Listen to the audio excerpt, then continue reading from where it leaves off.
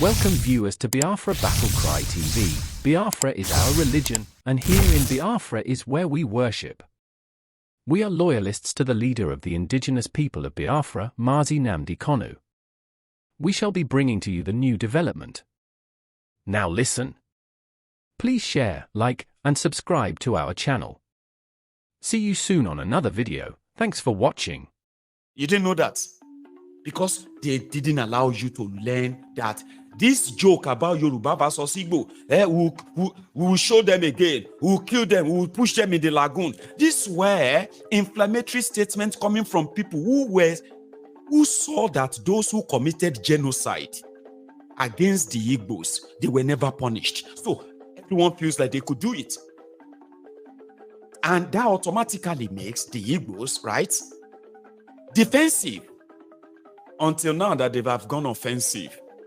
The Igbos are mostly defensive all this while, trying to say, no, that's not what happened. That's not, now they are no longer defensive. They are now on offensive, which means give it to us, we'll give it to you. And that seems to be triggering a lot of the children of the descendant of genocidists in Nigeria. Because listen to this, most of the people who are non-Igbos today, who are in their 70s, 80s, or 60s, late 60s, 70s today, they were the children during the war. They were the ones who were told that killing the Igbos in eastern Nigeria was to keep Nigeria one, and it was a good thing. They are now in their 60s. The hatred they were taught is still in them today. And that is why the Biafran war is not, it's so bad that even in Igbo land, the history of Biafra is not part of their education curriculum. I mean, tell your own story. It was more or less like the criminals representing the Igbos in the Turn by Turn Nigeria Limited. They love it that way. They do not want to poke the bear. The Fulanis and Hausas, the Northerners, they killed MKO Abiola, their friend. And you know what happened? The political crooks in the western part of Nigeria, they milked it. Yeah, they milked it. Not only that, they forced their hand to make a Yoruba man the first democratically elected president of the Fourth Republic. They had to do it. Or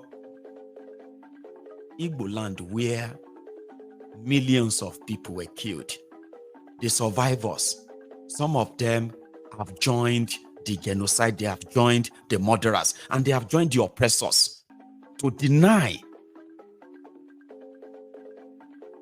their own heritage, if that is going to make them live in peace. And we don't want this, so because but guess what?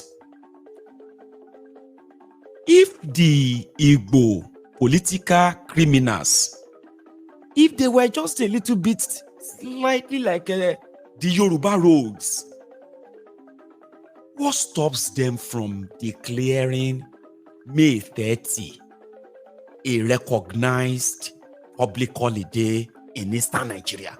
Why? What stops it? Because they don't want to make the people that wanted to kill them, they don't want to remind them about Biafra. Why are you afraid of reminding everybody about Biafra? Why do you go, all this elite, Igbo elite, why do you go about trying to bury something that you actually have no control over, simply because denying doesn't mean it's not existing? You make a mess of this whole thing. You ganged up with Nigeria to kidnap a son, supposedly a son of the soil, who happened to be like a God sent in this regard. Somebody that was there to just awaken you, tell you you can do it. They ganged up and they locked him up. When Abiola was killed, in Yoruba land. The likes of Tifnubu and Co., they didn't miss the opportunity to milk it politically by riding on the emotions of the Yorubas, which they sort of invoked. Well, they control the media. We're all mad.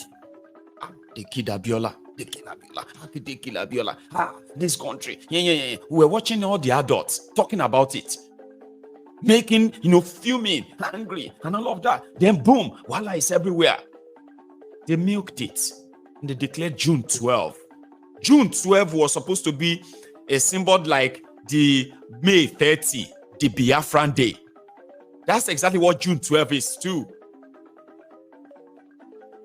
The Biafran Day is even sort of bigger than that. Far bigger. It's a bigger cause. But they milked it. They declared public holiday in Yoruba land every June 12. They asked themselves that, we are Awolowo's party. Yoruba. So yeah.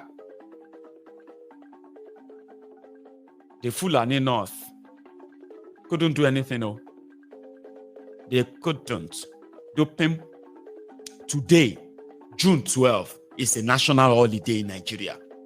Courtesy of this Tifnumbu and his collaboration with Bokwari today in Nigeria. June 12, everybody in Nigeria will have to participate in it.